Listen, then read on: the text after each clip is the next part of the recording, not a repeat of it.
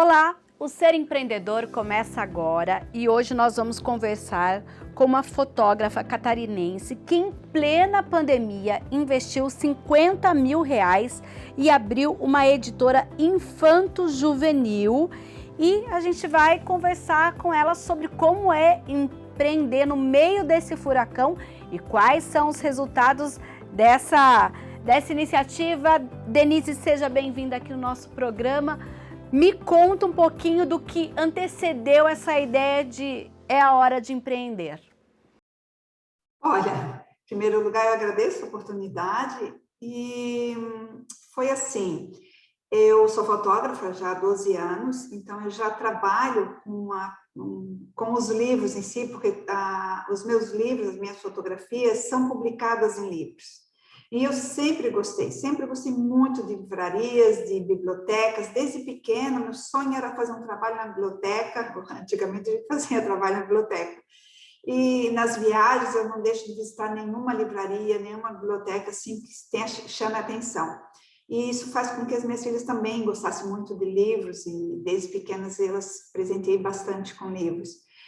E só que a questão da editora surgiu mesmo de 5 anos para cá, a vontade de, não, quero fazer uma editora, mas que o foco principal dela seja realmente a história infantil, a infanto-juvenil. Ela também, a minha editora, também abre para outros, mas o foco dela é realmente infantil e infanto-juvenil. Mas e aí, você tinha essa ideia há 5 anos, guardou ela lá no cantinho e em maio do ano passado decidiu é a hora. Como foi isso? Então, foi isso mesmo. Uns 5 anos atrás, eu estava numa viagem em Buenos Aires, indo em umas livrarias, que lá são muitas, né? Eu estava folheando livros infantis, tá? Disse, não, acho que agora já está na hora de eu criar minha editora. E a partir disso eu fiquei pensando, tá, trabalhando a ideia, mas em 2019 eu morei 6 meses em Portugal, e antes disso de ir para Portugal eu comecei a escrever um livro infanto-juvenil. E aí, a partir dali, escrevendo o livro, finalizei em Portugal, e quando voltei, eu disse, não, agora eu vou lançar o livro. E daí foi assim, vou lançar, então já lanço com a própria editora. E foi aí que nasceu a Editora Filia, com os 3 livros meus juntos, na mesma publicação. E mesmo essa questão da pandemia, ela não tirou aquele seu planejamento, por quê? Não tirou, porque eu acho que, nesse caso, a editora em si, ela não depende assim de tempo, de área física, e sim, os livros eles nunca vão deixar de existir, né? Eu sei que tem os e-books também, eu já tenho, os 3 livros já estão em e-books, mas o livro em si, para mim, ele é sempre digo que o livro ele é como se fosse um presente, como se fosse uma obra-prima, sabe? Que cada livro é uma obra-prima. Então, eu dou muito valor a isso. E eu não tive dificuldade de abrir, lógico, foi tudo muito mais difícil, mais vagaroso, pandemia, fechados, né? O trâmite inteiro, mas acabou dando certo. Acabei abrindo em maio a editora e lançando os 3 livros em dezembro. E como é a logística desse trabalho, Denise? Você tem parcerias? Como é? Conta um pouquinho. Eu, por exemplo, vou falar dos meus, né? Desde o meu trabalho já de fotografia, eu já tenho uma parceria com uma gráfica já há 12 anos, ela já faz o trabalho meu de fotográfico. E com esses 3 livros que eu lancei, eu tenho uma parceria com uma ilustradora. Eu como escritora, ela conseguiu captar toda a mensagem que eu queria passar, né, através da ilustração para o livro. E fora isso, o design, a edição de arte, tudo, a maior parte sou eu que faço, e alguma coisa, um outro também parceiro que eu tenho. E como é transformar algo que você tem paixão por fazer num negócio e pensar como empreendedora? Dá para separar a escritora, a fotógrafa e a empresária? Sim, inclusive o meu trabalho fotográfico ele permanece. Eu estou com 2 projetos grandes, inclusive eu estou fotografando o estado inteiro de Santa Catarina. Eu já fotografei, são 300, quase 300 municípios, já fotografei em torno de 150. Com a pandemia, hoje vai ter um atraso, por causa eu não posso, né, circular muito, e a questão de hotéis fechados no início, então atrasou.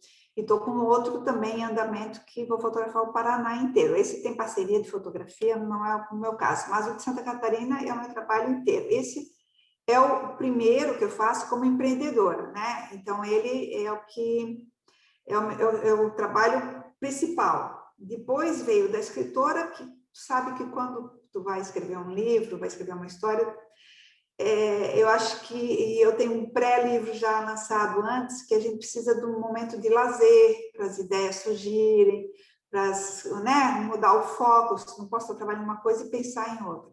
Então, o que acontece? Quando eu estou fotografando, as viagens me auxiliam muito a criar as histórias infantis, histórias que eu quero pôr no papel, sabe? Então, eu vou dirigindo, vou gravando, vou escrevendo, paro e vou colocando a ideia no lugar ali. Agora, além de editorar os próprios livros, você também fez uma promoção de um concurso para novos escritores. Como é também, então, pensar enquanto empresária, também de promover novos talentos, principalmente em áreas como cultura e educação, que são, a gente pode dizer, claro, além da saúde, que é a principal, áreas muitíssimas afetadas assim, por esse período de pandemia. A gente tem aí a Lei Aldir Blanc para tentar ajudar o pessoal na cultura, educação, a gente está aí com as crianças sem aula. Queria que você falasse um pouquinho nesse segmento, como repensar esse todo. Na questão do edital que eu abri para dar mais oportunidade também os novos autores e os autores que têm livros, histórias guardadas na gaveta, sabe? Então, esse edital de coletânea é gratuito e eles vão receber livros também, está sendo bancado pela minha própria editora, porque a gente precisa de visibilidade. Eu sei que eu já passei também pelo caminho contrário, né? Vou atrás de editora, tal, e não, a gente não consegue.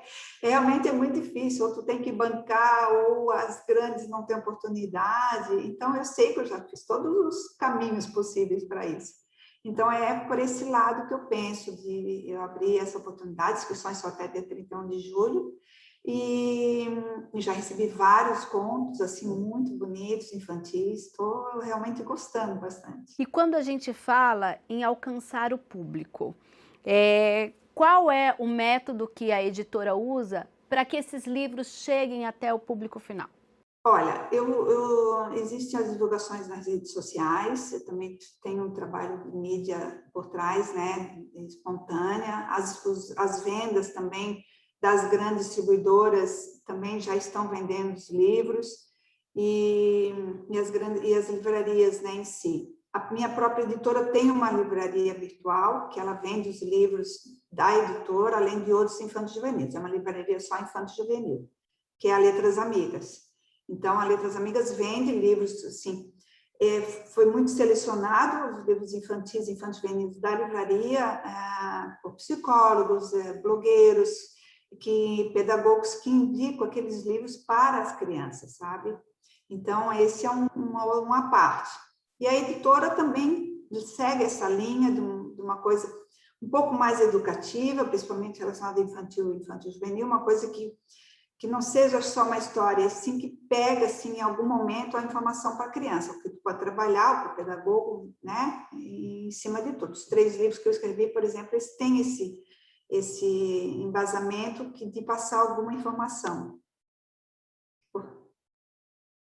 Então, logo que eu lancei os livros, eu comecei a fazer até uma certa parceria e mandar para os blogueiros, eu vi uma repercussão muito grande, as resenhas maravilhosas dos livros, e eles têm um grupo grande por trás que observa o que eles escrevem, e os clubes de livros, eu estou entrando aos pouquinhos em contato, sabe? Mando gratuitamente os livros, até as bibliotecas. Quem tiver interesse, faço questão de que me mande o endereço, que eu envio para a biblioteca infantil, infanto-juvenil, os livros da editora, tem prazer. Clubes de livros podem me enviar a solicitação, que eu envio gratuitamente. tenho prazer nisso. Denise, agora quando a gente fala nessa questão, você fala muito da paixão, do prazer, essa questão de... E como pensar, então, hoje, dentro de um cenário em que as livrarias físicas, principalmente, estou falando em termos de estado de São Paulo, as maiores, a gente tem noticiado muito que elas estão fechando. Você acredita que as livrarias digitais vieram para ficar e elas serão aí a maior ferramenta de visibilidade das editoras? Eu ainda acho que não. Porque é muito diferente Tá certo, eu falo com uma experiência que eu tive de muitos anos, o contato com o livro. Hoje, o jovem, a criança, já nasce com um tablet na mão. Então, eu estou tentando falar uma coisa que eu tenho observado, assim, sabe? Eu fui a São Paulo há pouco, fui na Livraria Cultura, e, por exemplo, né, que eu entrei lá, que ela é grande, está bem central, e realmente não tinha tanta gente dentro da livraria, tá certo? Foi no meio de uma pandemia, tudo.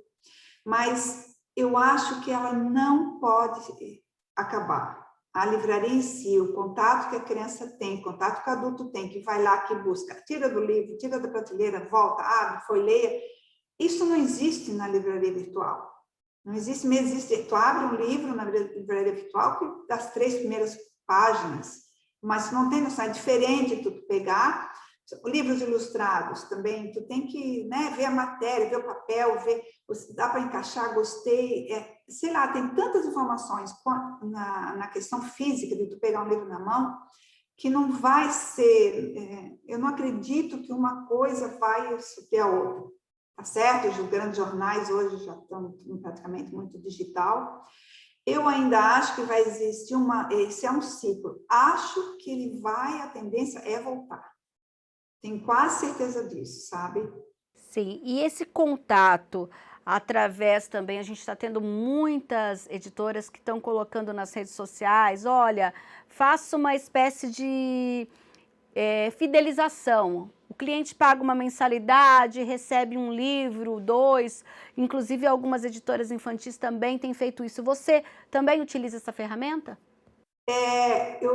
Inclusive, entrei em contato com uma desses clubes de livros e para poder encaixar os livros da editora neles. Eu estou aguardando respostas ainda, porque eles também selecionam, eles mesmos fazem, sabe?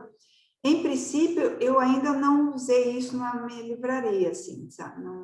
Não usei, porque não dá para atingir tudo. Eu prefiro que eles vão para um clube de livro legal, que possa ser distribuído, que chegue ao público, enfim, do que se mais um a competir, né? Então, eu não tenho questão assim de posso topar uma parceria de boa, porque no fundo o que eu quero é que ele seja lido, né? Então, para mim Uhum.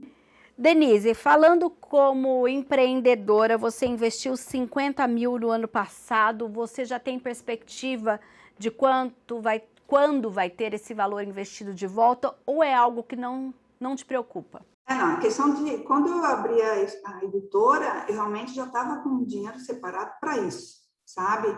Aí, como houve a pergunta, eu disse, olha, eu acredito que realmente no final, quando eu estiver com todos os livros vendidos, tudo chega a um valor X. Mas eu não tenho essa perspectiva que eu preciso resolver isso imediatamente, não. Porque senão a gente, né, abre e fecha. Abrir no meio de uma editora, no meio de uma pandemia, fazendo um trabalho de divulgação. Olha, por exemplo, eu cheguei a muitas distribuidoras, muitas grandes livrarias, eles mesmos falaram para mim, nós não estamos mais comprando livros agora durante a pandemia, nós vamos baixar o estoque. Então, eu não posso me exigir nada numa situação atual, né? Então, para mim, assim, está bem tranquilo, estou com os livros todos, o investimento já foi feito, ele é a longo prazo, realmente é um empreendedorismo aqui de longo prazo, mas que eu sempre fiz todas as coisas com muito prazer, sabe? Então, eu sempre coloquei isso na frente. E o meu pensamento é sempre ao contrário, com prazer a gente tem retorno. Então, assim, estou bem tranquila, acredito que, acho que mais um ano, com certeza, eu já vou ter recuperado, mas não é o pensamento do momento. Dentro desse contexto, quais os principais desafios como empreendedora quando a gente fala em uma editora e até colocado tudo que está acontecendo no mercado, como você acabou de dizer? O desafio principal mesmo é chegar, como eu posso te dizer, os livros no leitor final. Então, esse caminho que eu tento traçar, de chegar, levar os livros até o leitor final, é o meu trabalho contínuo, sabe? Então, ele não tem um tempo de acabar isso, eu acho que tem que ser sempre, os contatos com livrarias, com outras parcerias, blogueiros e o clube de livros, bibliotecas, então, realmente é por aí.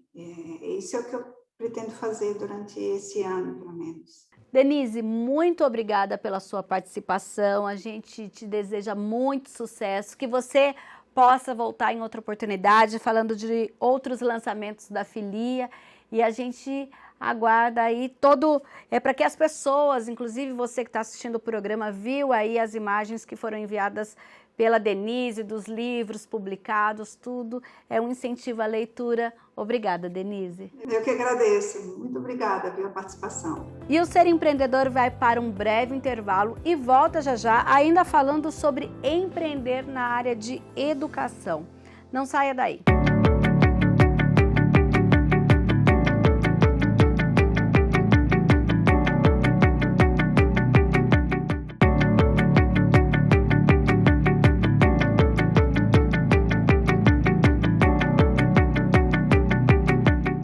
Segundo bloco do Ser Empreendedor, e agora a gente continua falando sobre educação, mas de uma forma diferente. Nós vamos conversar com o Fábio Torquato, que tem 35 anos, é de Campinas e vai falar um pouquinho do empreendimento dele, só que olha, estava vendo aqui seu material, Fábio, seja bem-vindo. Até a gente recebeu por conta aí de uma rede de escola 100% focada em oratória e comunicação, que você vai contar daqui a pouquinho, mas antes eu queria que você falasse do seu currículo empreendedor, que parece que tem bastante coisa, né? Boa tarde, obrigado pelo convite de participar aqui com vocês, é um prazer estar aqui na TV Câmara. E, bom, eu já, apesar de novo, já empreendo há bastante tempo, já tive várias aventuras aí que dá para a gente contar histórias por um bom tempo. Então, só resumindo esse currículo, eu comecei a empreender há 13 anos atrás, então, com uma agência de eventos corporativos. Essa agência hoje ainda existe, tem 13 anos de idade. Hoje quem toca é a minha esposa. Depois disso, eu empreendi mais 3 vezes. Uma vez não deu certo e as outras 2 ainda estão vivas, vamos dizer assim, que esse é um dos grandes desafios dos empreendedores, né? Manter os seus negócios progredindo. Tá, vamos lá. Aqui não deu certo, era em que segmento? Era no segmento de varejo, então era uma loja de suplementos alimentares. Tá, e as outras 2? As outras 2, uma delas é a Agrotravel. Nós somos especializados em viagens técnicas para o agronegócio. Então, nós levamos produtores rurais do Brasil para visitar fazendas em outros países. E a última delas, e mais recente, é a Vox2U, que é a maior rede de escolas 100% focada em oratória e comunicação do Brasil. Você é um franqueado, diretor da unidade de Campinas. Me fala como empreendedor, por que esse negócio te atraiu? Me explica um pouquinho e por que você escolheu esse modelo, que é um modelo assim cada vez mais difundido, a franquia, mas como é ser um franqueado? Eu encontrei a Vox2U, na verdade, para resolver uma dor minha como empreendedor. Eu entendo que todos os empreendedores têm 2 grandes dores. A primeira delas é vender bem o seu negócio. E a segunda delas é liderar equipes, porque o empreendedor que não forma equipes e lidera, ele vira escravo do próprio negócio. Então, eu estava justamente buscando melhorar a minha habilidade de comunicação para conseguir liderar melhor e para conseguir vender mais, e acabei conhecendo a Vox2U. Então, eu estava procurando um curso de oratória para eu fazer, conheci a Vox2U, conheci o modelo de negócios e me apaixonei pelo método da Vox, que é super inovador, e decidi trazer para Campinas, porque a Vox2U tem a sede, a matriz dela fica em Ribeirão Preto. E eu conheci lá em Ribeirão Preto, e na época surgiu a oportunidade de trazer para Campinas essa metodologia inovadora. Mas você foi primeiro aluno da Vox ou não? Você já chegou com esse olhar de empreendedor? Sim, eu realizei alguns cursos da Vox2U e depois disso eu falei, poxa, vou investir no negócio, porque assim como eu tive essas dores, muitos empreendedores também têm. Então, eu vi um potencial muito grande no mercado e vamos falar, né? Quem hoje não precisa se comunicar melhor? Todo mundo, independente da profissão, quer se destacar, quer crescer profissionalmente. Então, é um mercado muito grande e muito potencial. Foi isso que eu vi aqui nessa oportunidade. Trouxe a Vox2U, então, em 2019 para Campinas e aí o ano passado nós tivemos a pandemia. Me fala dos impactos nos seus negócios, em especial na Vox2U. Legal, vida de empreendedor é uma montanha russa. Então, eu já estava acostumado com isso. E a grande sorte que eu tive é que a Vox2U é uma empresa inovadora. E quando surgiu a pandemia, só para vocês entenderem, toda a metodologia da Vox2U é baseada no presencial. Então, depende muito daquela interação com as pessoas. E a Vox2U não tinha nenhum produto online. E quando surgiu a pandemia, que nós fomos obrigados a interromper as atividades momentaneamente, a Vox2U foi lá e lançou um curso online para as pessoas poderem treinar de casa, a hora que quiser, com feedback dos nossos professores. E isso ajudou muito a empresa a se manter nesse período de quarentena. E agora, hoje, a Vox2U já tem 2 cursos diferentes online, que a gente chama que é a Netflix da oratória. Então, a gente tem 2 produtos que se encaixam muito bem para a pessoa treinar de casa. E isso faz parte, está no DNA da Vox2U, que é ser muito inovadora.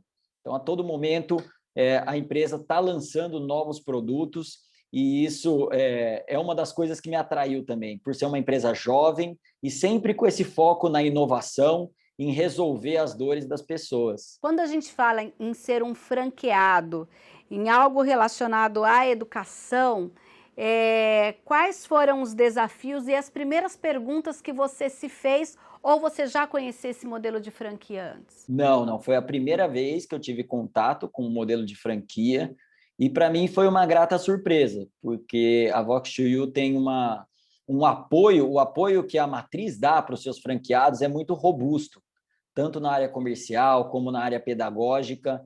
Então, isso nos ajudou muito, com certeza. Eu nunca tinha empreendido em sistema de franquias e eu vou falar para você que eu gostei bastante. Inclusive, tenho até um projeto de criar mais 4 unidades da Vox2U aqui na região mesmo, porque a gente está vendo a demanda crescer cada vez mais. E o apoio que a gente recebe é fantástico. Então, nos meus outros empreendimentos, eu sempre tive que criar do zero, sem ninguém me ajudando. E a franquia tem isso, de já te dar um procedimento pronto, já ter uma equipe de inovação, uma equipe que vai trazer sempre novos produtos, e isso faz toda a diferença. Fábio, qual foi o seu investimento inicial na franquia? Contando a parte de taxa de franquia, a estrutura que a gente monta, ficou em torno de R$300 mil. Tá, e você acabou de me dizer o seguinte, olha, eu estou pensando, estou estudando, fazendo planejamento de negócio de ter mais 4 unidades na região metropolitana. Aí me vem a pergunta, né? Hoje, a educação, de modo geral, tem que se adaptar a nova modalidade. Como vocês fizeram, você falou, olha, a gente era tudo presencial, teve que partir para o digital. Esse público também, até porque você fala em abrir 4 novas unidades, esse público também está antenado com todas essas mudanças digitais e procura pela educação, independente do formato ser presencial ou ser esse formato do EAD? Sim, sabe por quê? A grande maioria das pessoas hoje, elas estão começando a perceber essa necessidade de se comunicar melhor. E isso o digital ajudou muito. A pandemia ajudou muito, porque de repente ninguém estava acostumado a fazer tantas chamadas de vídeo, tantas reuniões assim, e muita gente percebeu que precisava de um apoio, porque não estava acostumado a olhar para uma câmera.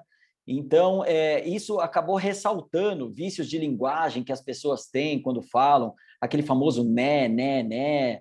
Então, foram coisas que foram surgindo e as pessoas foram percebendo graças a essa parte digital.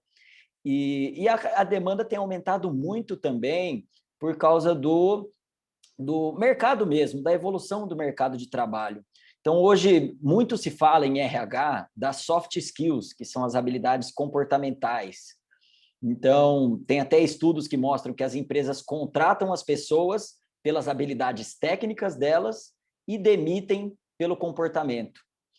Então, cada vez mais está se falando da importância de se comunicar bem. E acabou aquele paradigma de que um curso de oratória é só para palestrante, ou para político, ou para líder religioso. Não, a gente conversa com as pessoas o tempo todo, seja presencial, seja online. Então, eu acredito muito que, por mais que o desenvolvimento do digital seja grande e vai ser cada vez maior, ele não vai extinguir a demanda do presencial, do corpo a corpo, de você estar na frente da pessoa. Então, as relações humanas nunca vão deixar de existir, a relação presencial. E por isso que eu acredito muito no crescimento desse mercado para os próximos anos. Agora, quando a gente fala nessas relações humanas, e geralmente quando a gente fala em abrir um negócio, claro que a gente fala em questões de emprego e tudo mais. No seu caso, quando você abriu em 2019 no formato presencial e depois da pandemia teve que mudar esse formato, gerou algum tipo de impacto no que diz respeito à contratação de pessoal? Como é hoje esse formato? Olha, não mudou nada em relação à contratação, pelo contrário, a gente tem aumentado. Então, a gente está buscando profissionais, a gente está contratando constantemente equipe comercial, equipe pedagógica, administrativo. Então, a gente tem crescido muito. E a gente não viu esse tipo de impacto. Porque, por mais que no momento da pandemia, no ano passado, no começo, que as aulas presenciais foram interrompidas, a nossa equipe pedagógica continuou atendendo os alunos, fazendo atendimentos online, aulas extras online.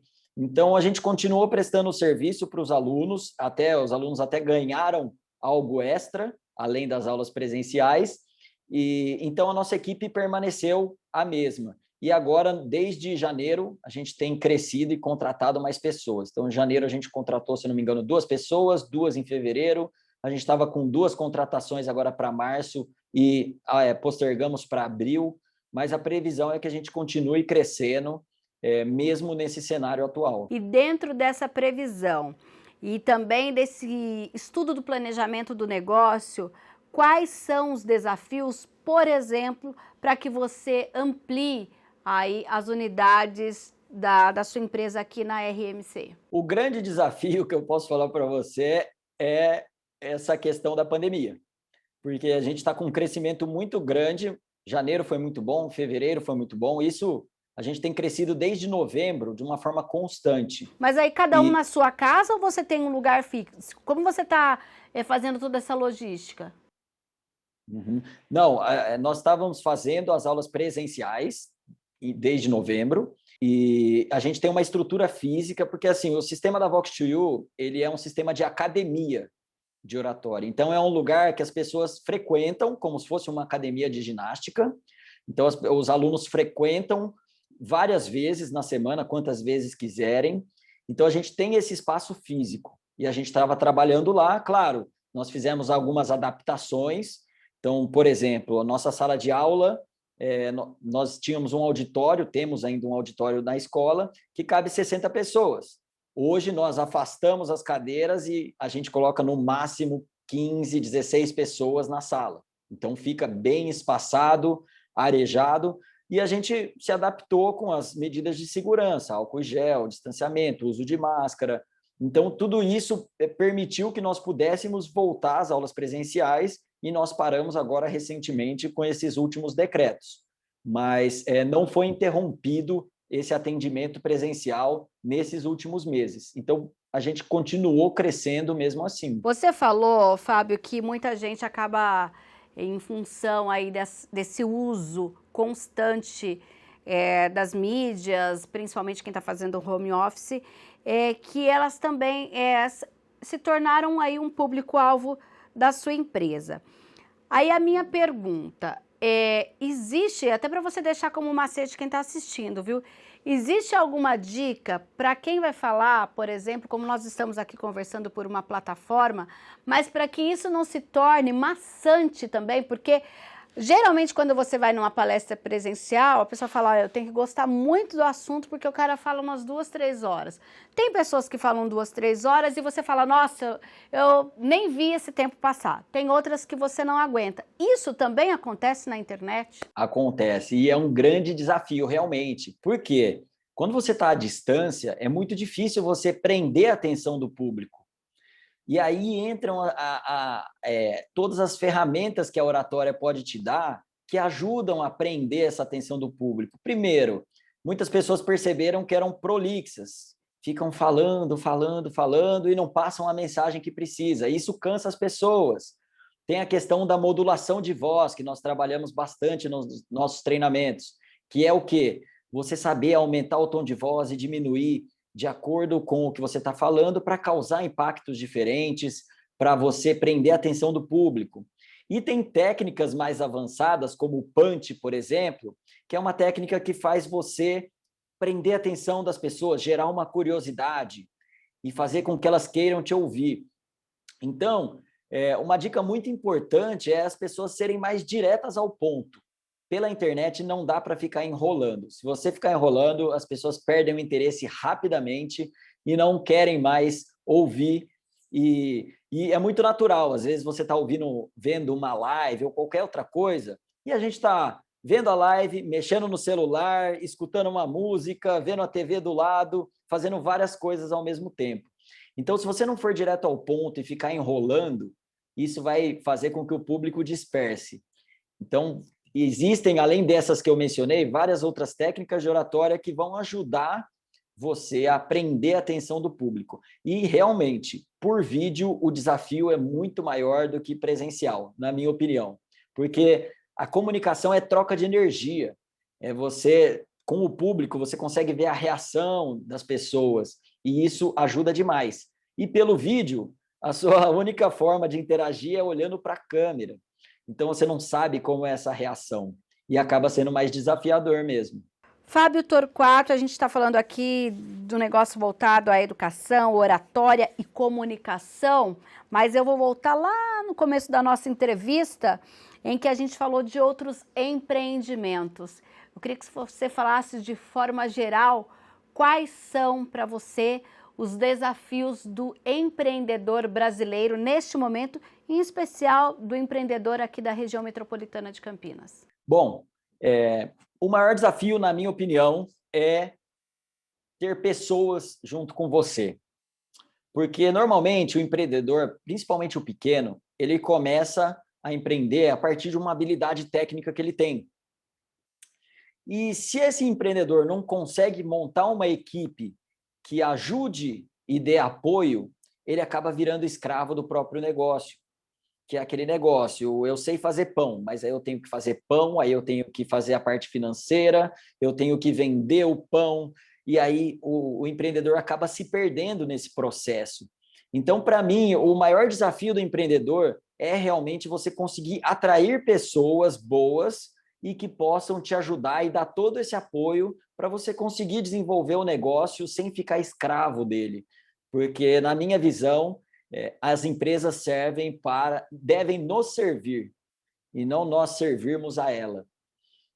E essa é a grande dificuldade que o empreendedor tem. E nesse desafio de gestão de pessoas, de você criar uma equipe, entra muito dessa parte da comunicação, porque o grande desafio não só para o empreendedor, mas em qualquer empresa, é a liderança.